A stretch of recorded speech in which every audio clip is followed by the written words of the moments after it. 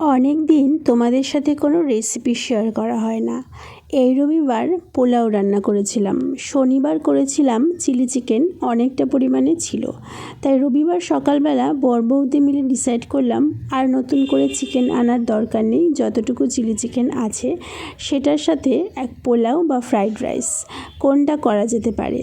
বরমশাই বলল যে পোলাওটাই করো, তাড়াতাড়ি হয়ে যাবে, ঘরে সব কিছু আছেও। তো সেটাই করলাম।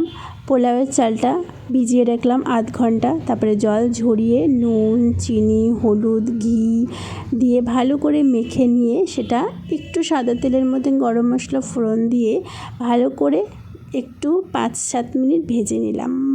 তারপরে পরিমাণ মতন জল দিয়ে তার মধ্যে কাজু কিশমিশ দিয়ে একটু গোলাপ জল দিয়ে ঢেকে দিলাম।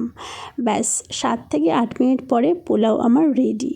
তোমরা কারা পোলাও খেতে ভালোবাসো অবশ্যই জানিও।